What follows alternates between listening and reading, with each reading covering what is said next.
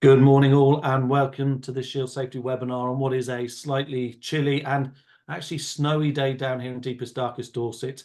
We're just waiting for the participants to join us. They're sat in the waiting room, and the numbers are rising rapidly for what has proved to be a very popular webinar. Just thinking about why workplace stress, mental health, well-being, why now? Why are we talking about it? Well, I'm reading in Brumby, I'm reading that it's set to be a fantastic December for hospitality. Stories of bookings being up 40%.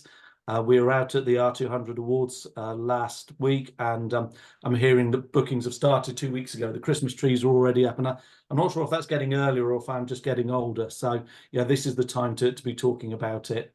At Shield Safety, you'll know us. We are environmental health practitioner-led business. We are safety practitioners.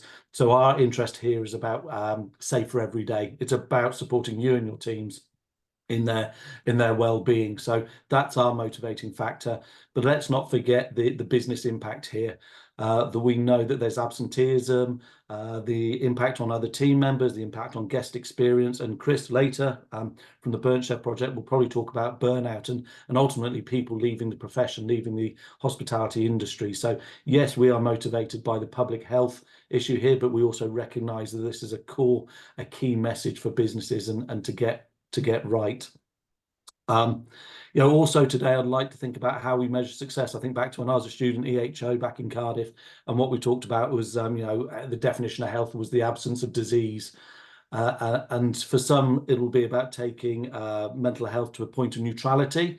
And that's great. We're moving people from this position of ill health to neutrality. But for others, it's more than that. It's about moving work to being a positive experience, the impact that it has on their general well-being, the impact that it has on the relationships outside of the work. So for some, it'll be about moving to neutrality. For others, our challenge is about that positive experience that the workplace can have on their wider well-being. We're really pleased to be working with Kris. Kris is going to talk about the Burnt Chef Project, the formation of the organisation, how it's grown, the amazing work that they're doing in the UK and abroad. So we're really pleased to have you here today, Kris. I know it's been quite a journey, but you're there now and struggling with the trains of south of England. Yeah. But importantly, Kris is going to be talking about the differences that you can make in the business, the changes you can make now, but importantly, the changes you can take in the strategy and the long-term view on workplace well-being. Yesterday, I was with Danny, and many of you will know Danny, at the ASAP conference, the Association of Service Department Providers, and we attended a session there on well-being, mental health, workplace stress. And a delegate asked an amazing question, and it was a simple one: was, well, who cares for the carers? And I thought that was really powerful. And as I look at the names that are dropping into our delegate list now, into our participants as it's growing, I recognise that many of you are the health and safety professionals in your organisations. You may be the owner operator, and actually it falls to you this role of mental well-being, and it's part of your responsibility. But what I'd ask today is, well, who's looking after you? How are you maintaining your mental well-being? Because honestly, if we're not looking after ourselves, how can we in turn look after others? So there's just a question as we're going through this. Before I hand over to Kris, we have Terry up in Manchester. So as always, Terry will be fielding the questions, looking at the chat.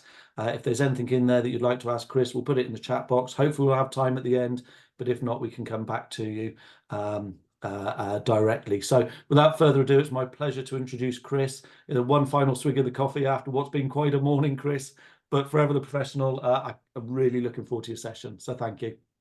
Thank you very much. Thanks very much for the introduction, Rob. Yeah, it's the trains are challenging, but it's good. It's quite apt that we're talking about managing mental health and stress during the work periods and the festive period, and I don't think there's any getting away from daily challenges of stress, whether that's external or internal to work. So it was an apt start to this morning. So this morning, we're specifically going to be looking at some of the, firstly identifying what stress is and what some of the sort of key drivers of stress are, what they look like within organizations and individuals, first and foremost, so that you can start to take more of a proactive step into recognizing and tackling stress. We are going to give you I'm going to give you a lot more information as well in terms of actually how to take proactive steps to make sure that stress is mitigated, not just for now, but moving forward. I've always said that the hospitality industry is a fantastic industry full of diverse and creative individuals, and it's one that I love greatly. We're very good at being, in fact, we're bloody great at being able to provide guests with the most incredible experiences. We're very, very good at being able to react to challenges at very short notice and ensure that doesn't impact service or impact the environment for our guests. What we have perhaps missed as an industry is perhaps more of a proactive step. So while some of the things I'll talk to you today about stress and how do we mitigate stress over festive periods are some quick wins, what I'd like you all to start bearing in mind is actually how we put these things in place for a much longer and more sustainable approach. There are free resources on our website, so nothing here is going to be like one-stop shop and that's it. Once you've heard it, you've lost it. There's a full 36-page guide on our website specifically around this subject matter. So we are going to scratch just the very surface of this today, but if you're interested in learning more, you can head over to our website and access that.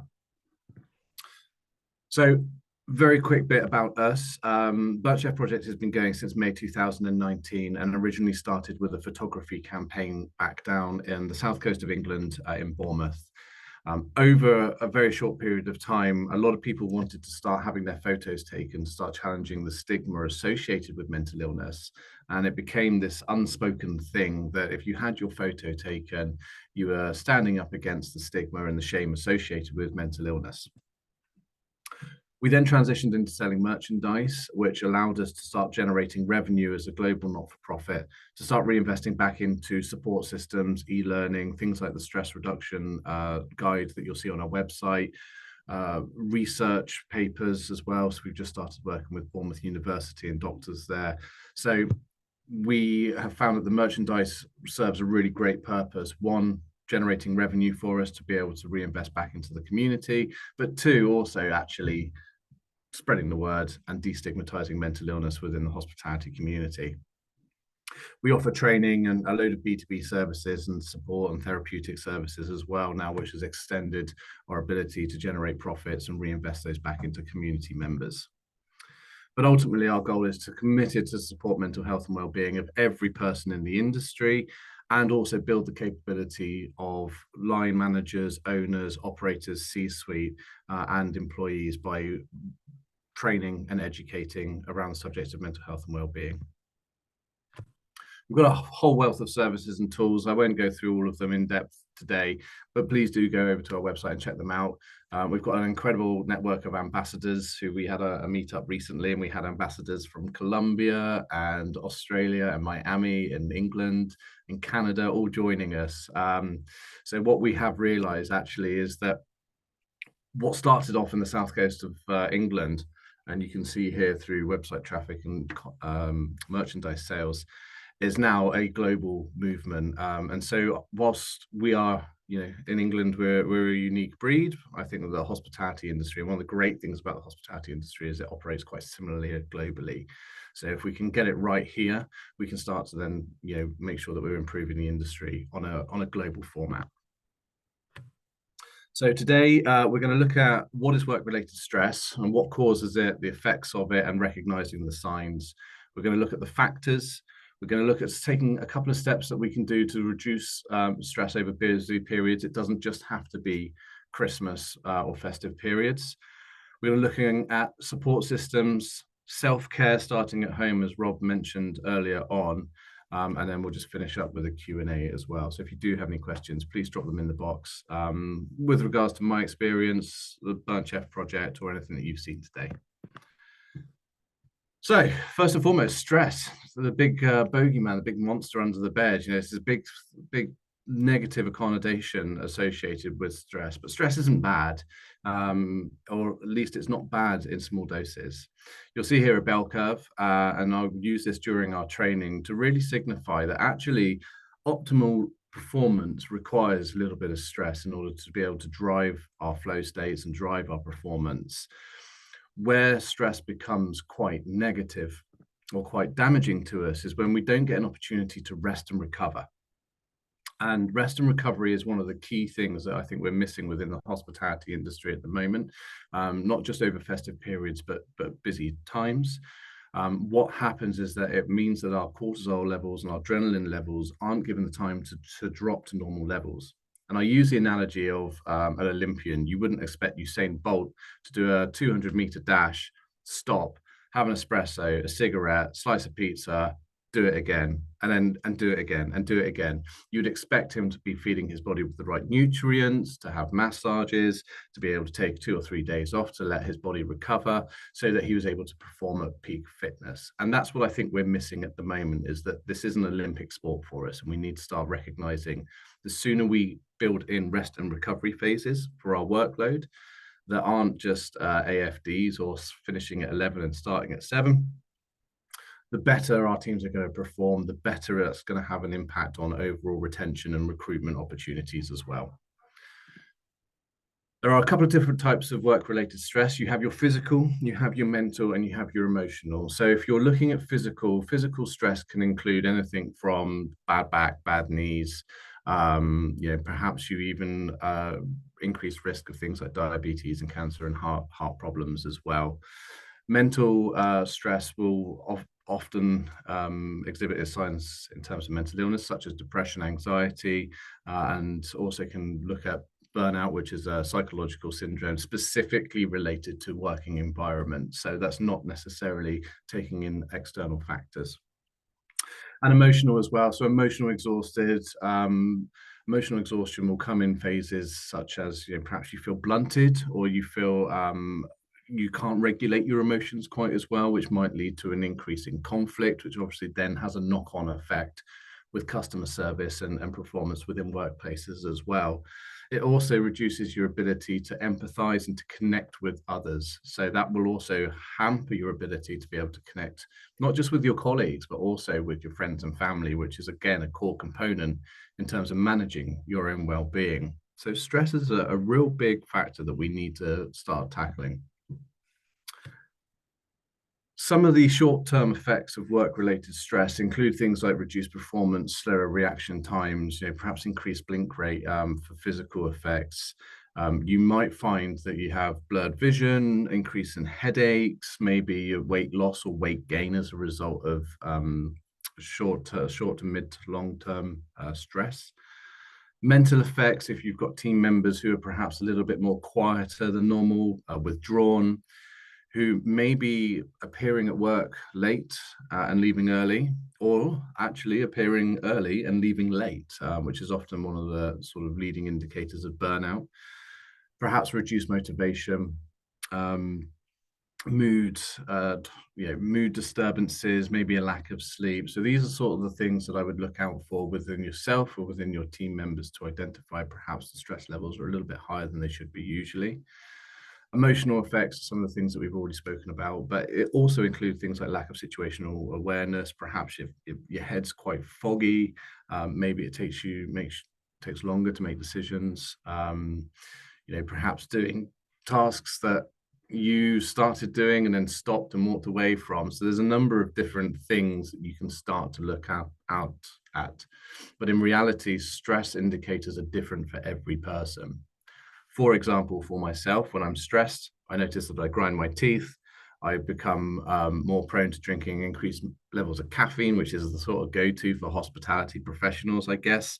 And I notice that my diet starts to change as well. I crave carbohydrates and sugars. This is usually an early indication for me that my mental load is far too great. And as a result, I need to try and take steps to combat those stress levels and to take time away from what is causing the stress.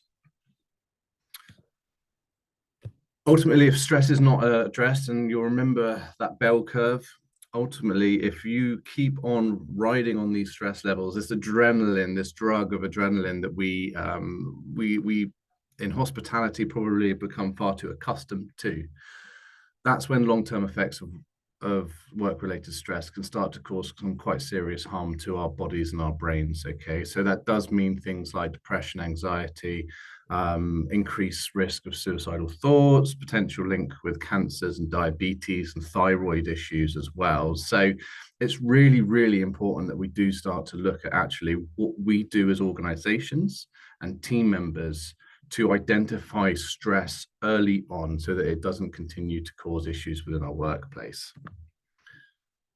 I've included this as well, which I thought was quite useful. So this has come from a medical journal. So if any of you are pulling sort of 15 to 20 hours over Christmas, just bear in mind that if you spend 20 hours awake, it impairs your cognitive and your physical abilities as if you were 0.1% or 100 milligrams of alcohol in your blood, which is over the legal driving limit effectively in the UK. So if you're not allowed to drive because of alcohol intake, it means that it's impaired your cognitive ability, it's impaired your reaction times. If you have teams that aren't having the relative periods to reduce in stress and time off, and they are awake for extended periods of time, their performance is going to drop quite significantly as if they were under the influence of alcohol. So it's really, really important that we start to look at this. I'm going to say that quite often because it is a very, very big component of what's driving some of the recruitment and health issues within our industry. The World Health Organization estimates that it costs the global economy $1 trillion annually in lost productivity. And that's probably one of the hardest things to get our head around. This isn't necessarily absenteeism when someone isn't in the business. This also equates to presenteeism, which is one of the bigger risks that we face at the moment, which is where we are telling ourselves, I'm sick, I'm unwell, whether it's physically or mentally, but I must go in because if I don't do it, no one else will. Or if I'm in this organization and I'm not doing the extra hours, then people are going to think that I'm not pulling my weight, despite the fact that it's like running through treacle. And presenteeism is one of the things that is ultimately can be caused by a number of different things, but stress is one of the things that we'd like to talk about and tackle. Our partners, Footfall, recently did a study with mental health research that showed, and this isn't hospitality specific, so I think it's really important to demonstrate that increased risk of burnout and mental load has increased by double since COVID.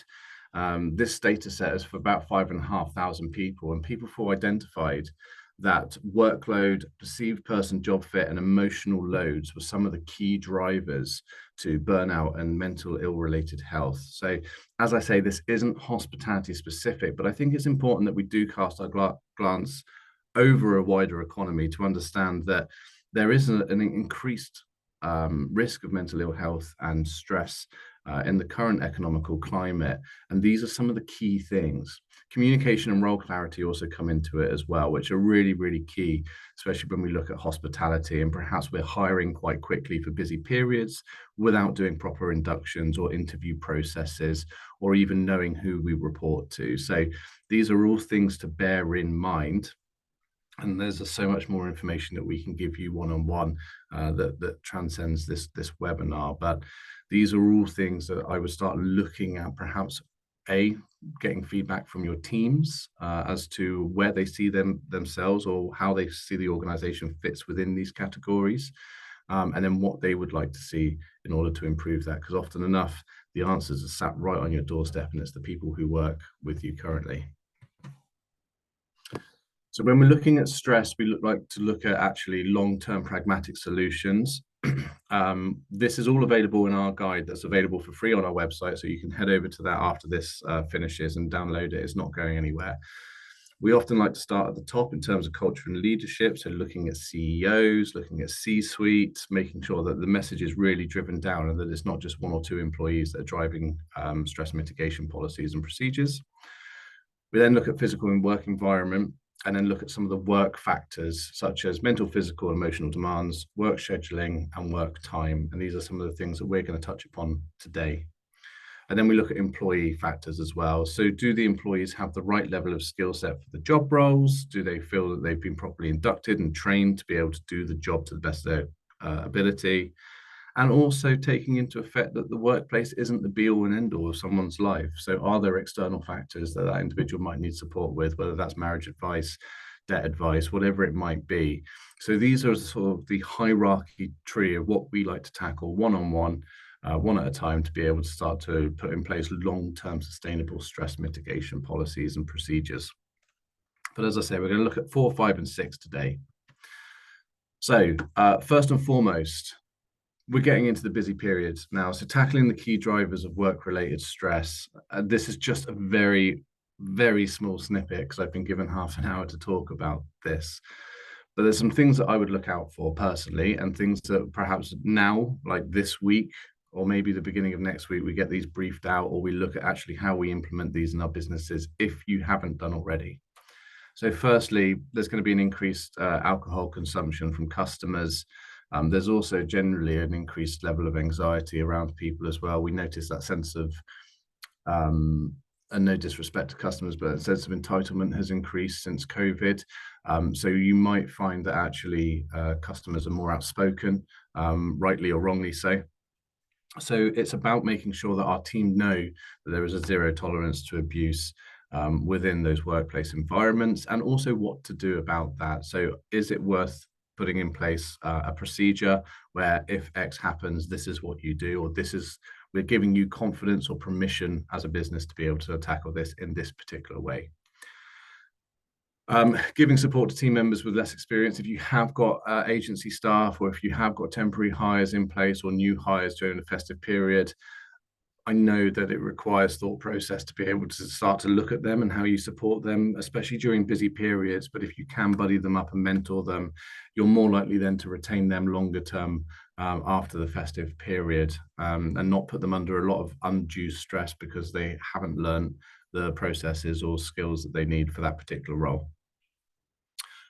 Work with your team. Again, they are the most valuable asset, not just in terms of productivity, but in terms of experience and knowledge. So agree steps with your team to start to reduce the impact of busy periods.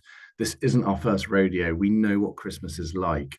So identify previously what's happened, suppliers not turning up, for example, maybe a walk-in of 10's come and you're expecting, maybe 4, or perhaps you weren't even expecting anyone at all. Put things in place as a team that you can agree, so that everyone has clear communication on exactly what to do in those situations. Team briefings before the shift are a must. Allow everyone an opportunity to ask questions and to clarify gaps in understanding. It will foster a better bond during service as well, because it allows people to sort of help and peer support. It's probably a little bit too late in the day for this, but plan menus carefully to avoid additional prep. There's no use in having an additional 7 or 8 lines on the menu that all require individual levels of prep. Try and get all of your prep together, whether that's front of house or back of house. Make sure that actually you're being smart with the menu ordering and with the ingredients that you have in stock.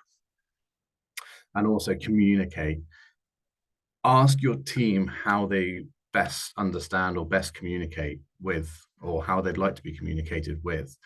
Sometimes we will say this is green and they will hear something completely different, because either they're not completely 100% focused on what we're saying, or that it's not a communication tool that they particularly like, especially if you've got people who English isn't their native speaking language. So communicate and ask people how they would like to be communicated with, so that they fully understand what's expected over the period, and they can also understand how they can best communicate with you if times are getting a little bit stressful and you're noticing things, for example, like increased use of cigarettes or alcohol, or perhaps starting one task and not finishing it completely.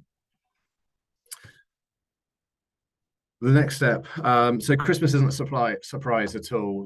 By now, hopefully your rotas are done for the next 4 weeks, if you are in front-facing roles, but making sure that your team have got adequate time off. And I know that's often easier said than done when an industry is in a bit of a resource crisis at this moment in time, when we've got a lot of people who have left post-COVID and obviously Brexit.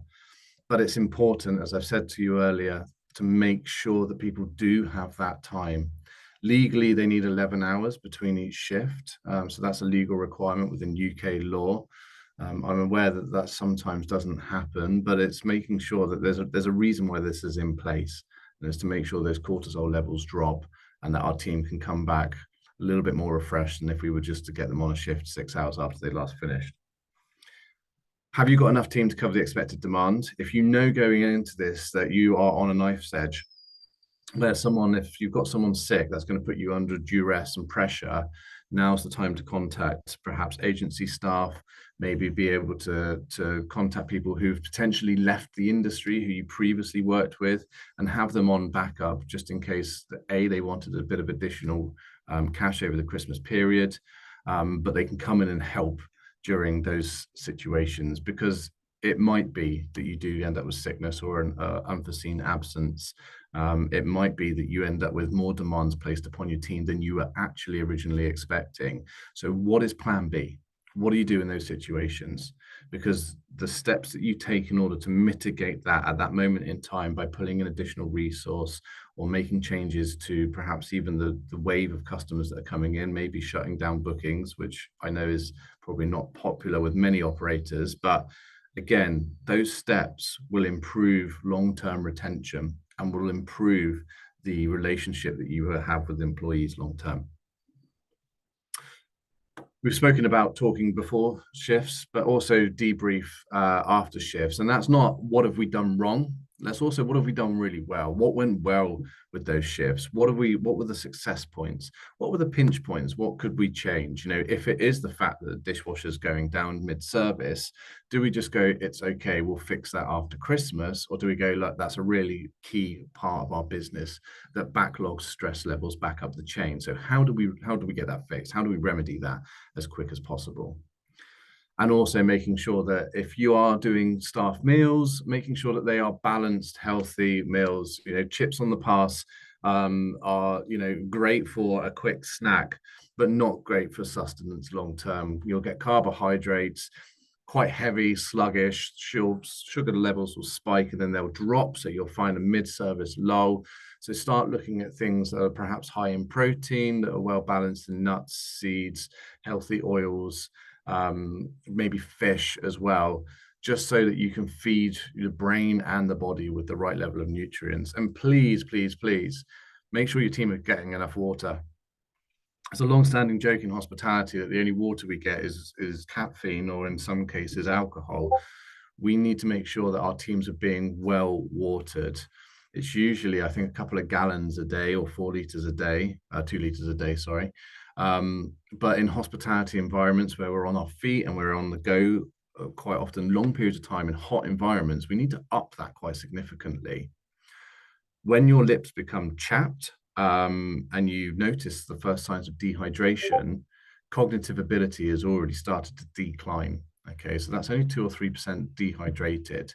So please, please, please make sure that, I don't know if you've got a bell in the kitchen or maybe you've got something on front of house, but ensure that people are well hydrated, and it will improve their performance and allow them to tackle stress a lot more effectively. And finally, time. So again, I've used the analogy of you wouldn't expect a weightlifter to lift their biggest weight, their 1 rep max 100 times. Now, if we apply that same logic to hospitality and the lifting that we do during hospitality in terms of mental and physical lifting, let's look at, do we reduce shift durations to combat elevated stress during this period? You know, do we understand that actually, rather than doing 40 covers, we're now doing 100 covers in the same time? Is there some sort of way of being able to buddy up on shifts and actually give our team sort of like 5-minute quick breaks in between services or during services? Provide adequate rest periods, we've already spoken about. If people are doing 7, 8, 9 days back to back, it means that your staffing levels aren't correct or you've been hit with absences. So I go back to my original point. Plan, plan, plan. If you can get plan Bs in place, it will allow you to be able to reduce the risk of people doing incredibly long hours or long days back to back. We've spoken about food rehydration, but also making sure that people do have time to connect with their friends and family, especially over the festive period. You know, we in hospitality have perhaps considered it the norm. I know there are some organizations, one of our trustees organizations down in Bournemouth, actually, they give their teams off usually over Christmas, but you know, I know that's not the case for everyone. So understand that that connection, that social connection with our families and friends will also help just give us a better sense of well-being and fulfillment to help carry us through over those busy periods. Enforcing breaks in service. I've mentioned it and suggested it a couple of times, but please make sure that if people haven't had a break in 7 or 8 hours and they're the ones who are telling you, no, I can keep going, it's absolutely fine.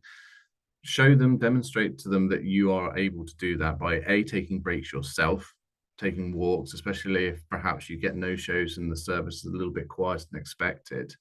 But also please insist that people take breaks. It's required again by law. So if you want to default back to this is a legal thing, I need you to take some time out, 10-15 minutes, maybe headspace or something, just to be able to bring those levels down. Again, you'll be surprised, even for the naysayers who haven't ever tried mindfulness and meditation, these techniques actually really do very well in combating some of the signs of stress. And also giving the opportunity for your teams to take control over their own stress levels. So one organization we work with have a open and close sign behind the bar. So if it gets to the point where walk-ins are too overwhelming, or perhaps there's too many demands or things are backing up, they switch the sign over to closed. When all of the teams see that closed is on the board, it means that, okay, these are the processes that we follow. We don't take any walk-ins or we advise there's an hour's wait. We make sure that actually we're buddying up with someone within our team and checking that they have eaten and that they have had water. And we work to try and reduce the load at that moment of time. And then when we as a team feel it's comfortable to do so, we switch it to open. Giving your team that level of control over how they're feeling collaboratively and stress levels will not just help improve and tackle the stress within the workplace, but it will also reduce the risk of burnout because it's something that they have control over. There's an objective that they're all working to. So these are really, really, I mean, it's a suggestion. It may work for you, it may not, but you can be inventive. Don't just look at the way things have been done before. Think outside the box. Be bold, make changes, because those changes may absolutely make this the best Christmas ever for you. If you have team members who perhaps are starting to exhibit burnout, and burnout will be some of the things I've mentioned in terms of perhaps neglecting personal needs. Maybe those individuals who say, I'll cover all 4 of your shifts so that you can have 4 days off. You know, again, these are probably early signs that actually their steps need to be taken to start to reduce the risk of long-term burnout. And burnout in some very severe cases can take you out of work for 6 months, a year plus. So it's not something we should mess around with. It's also something that we tend to slip into quite not unexpectedly. The signs are there, but we just sort of amble into it and don't recognize it until it's too late. So if you do feel that you're not the work you're doing is not having an impact, you can't see the wood through the trees anymore, perhaps you feel mentally and emotionally just completely and utterly numb and blunted inside, unfortunately, one of the only ways that you can recover from burnout is taking time out of the workplace. But it's important to educate your teams about what the signs of burnout are. And again, there's free e-learning on our website that specifically looks at this as a subject matter that takes 15-20 minutes. So if you have an opportunity, maybe now or after Christmas, do go through those modules. They're completely free for the entire hospitality industry. If you notice anyone struggling with their mental health or they need someone to talk to, you can use the Burnt Chef support service. It's available free 24 hours a day. It's a peer support service. So when you text, you get a real life human being respond. Over Christmas, timescales start to increase just slightly. So they go from sort of 15-20 minutes to half an hour to an hour. So just be patient. People will be with you. If you notice any of your team are in crisis and they are certainly talking about subjects such as suicide, for example, and they have an active plan, please phone 999. The support service will help, but emergency services are much better. And that's also for guests as well during this time, because it can be quite difficult for different individuals. But the Burnt Chef support service, even at 3 o'clock in the morning, if you've got thoughts running through your head that you might need to discuss with someone, the Burnt Chef support service is there to do exactly that. And it's amazing how much that can help in terms of reducing that load on your brain. They don't know you, don't even need to know your name. They have no idea where your location is, and it's completely and utterly free around the clock.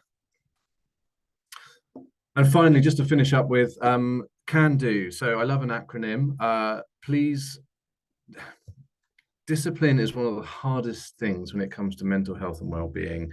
Being disciplined or expecting others to be disciplined and you're not taking the discipline yourself. That whole do as I say, don't do as I do doesn't work, unfortunately. And so it's important to start to take time and to put into place your own self-care protection mechanisms. And the can-do method is one that we train quite regularly. Connection with family, or friends, either before or after shifts, making sure that you are making that time to have meaningful connections. A laugh and a joke doesn't always have to be sort of serious. Activity, perhaps you do get the entire team out. If you're lucky enough to be in an area where you've got perhaps a good 10-15 minutes of walking space, a quick walk around the block just to get the heart rate elevated, get some fresh air in the lungs. So anything that elevates the heart rate for 15 minutes and 9 seconds, according to recent data, will help start to fight some of the signs of mental illness and stress. Notice, so mindfulness, take a moment out, when you're outside, look at the trees, listen to the noises, feel the cold air on your face, ground yourself in that moment. Really, truly be mindful of the present here and now. This is a mindfulness practice, unless you're in a temple, in somewhere like Tibet, you're not usually a master of this. So this requires regular practice, but just 5 minutes a day. You can use apps like Headspace as well, just for 2 minutes, 3 minutes of quietness and alone time. They can dramatically boost mood and performance. Discover new things. If you have an opportunity, try a new food, try a new drink, pick up an instrument that you haven't picked up for a while in your spare time, build your neuroplasticity, your ability to withhold information and to learn, but spend some time on yourself. Be selfish. We're often so much in the service of others that we forget to service ourselves. So do be selfish, and it's not bad being selfish. And finally, offer. One of the big improvements that we've seen over the last few years when it comes down to mental health and well-being and stress is doing things for other people that don't often result in rewards or praise. So it could be picking up a piece of rubbish from the floor that's not your own, putting it in the bin, and not telling anyone about it. It could be helping someone who perhaps is a little less able, maybe to move around the restaurant or to move outside.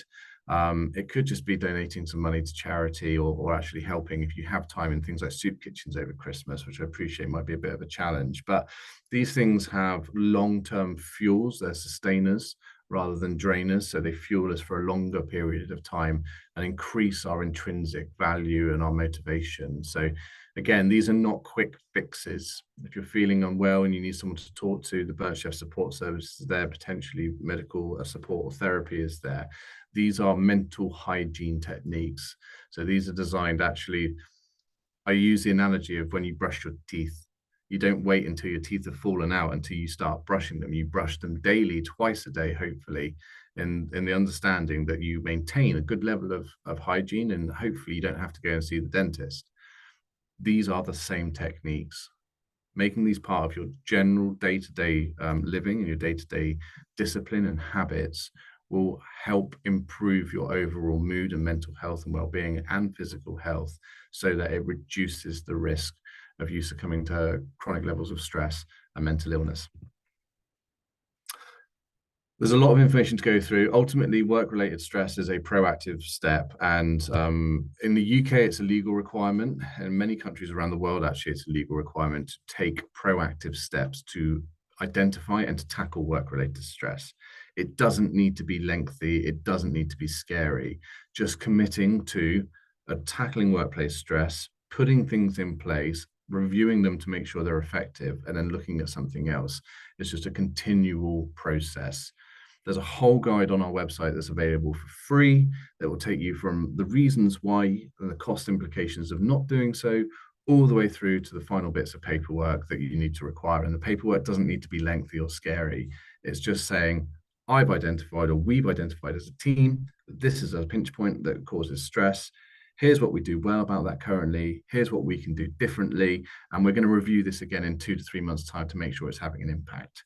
Making that part of your DNA, getting your team involved in that conversation will again foster a greater sense of community and loyalty because they're making a proactive change to the environment that they spend a great deal of time in. So do check that out. And if you want to learn more, if you've got your phones on you, by all means, scan the QR codes, or just after this session, head to Google and head to the burnchefproject.com, where you'll find access to our e-learning for free, 22 modules to do with menopause, nutrition, sleep, burnout, stress. You'll find our podcast, which has, I think, over 100,000 downloads now. The Burn Chef support service is there available as well, plus the stress guide. There's so much there for free. Please do go over there, use it, spread it across your teams. And if you fancy buying some merchandise as well to represent the cause, then by all means, feel free to. But Rob, I think that's hopefully I'm within time limits. Kris, the ultimate professional to the minute. Kris, I must say it was an absolute pleasure to listen to you. Someone who obviously understands hospitality, and the message is credible. It will resonate to the people that are on this webinar. So thank you, first of all. We have one question that's been posted, and it's a great one. The person has kindly shared some of their experiences of working in kitchens, but the question they've asked is, how best to engage with a team member who is reluctant to talk about the subject, but you can obviously see their struggle. So how to engage with someone who's not forthcoming and perhaps willing to show to engage. Yeah, that's a really great question, Rob, because it's one that we get quite often as well. I think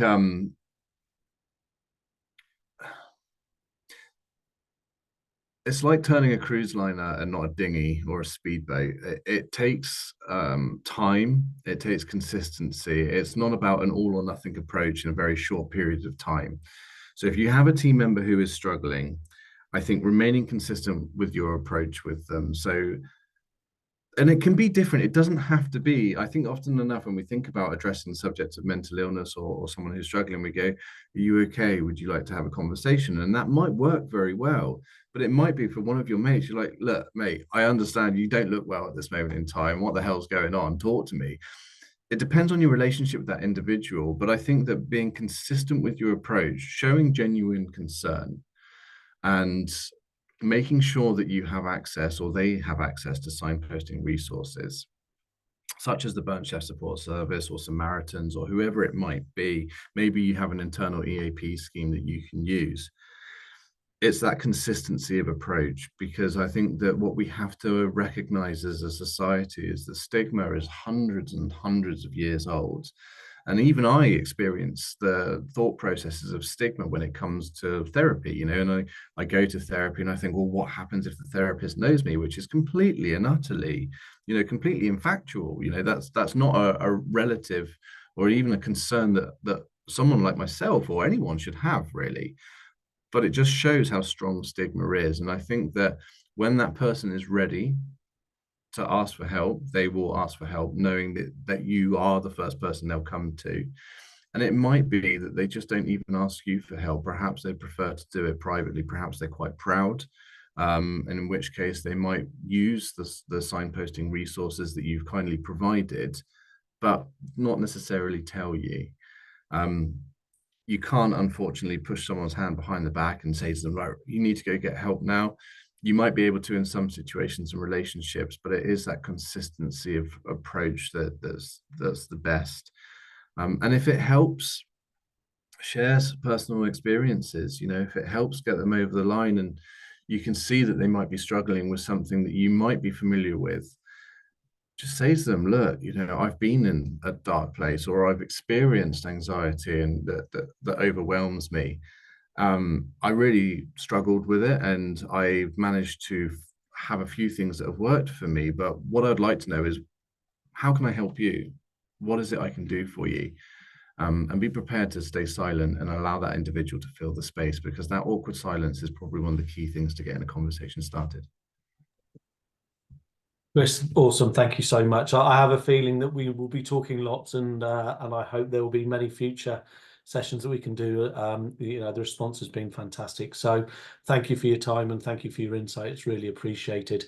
So it just leaves me to say it's been a fantastic 2023 of webinars. We're really looking forward to our program for 2024. What we'd like to do is please contact us if you're a client to Shield Safety. Contact your account manager, contact myself, your consultant. Alternatively, Terry will be sending out a survey after this webinar. And if you have anything that you would like to be on our webinar program next year, please do let us know. We're always willing to put extra ones in. It doesn't have to be one a month. So please do share. It's been a great 2023. We're looking forward to our webinar schedule for 2024. So it just leaves me to say thank you to Kris, thank you to Terry up in Manchester, and to wish all of you a prosperous and, more importantly, healthy and safe Christmas and New Year. Take care. Go safely.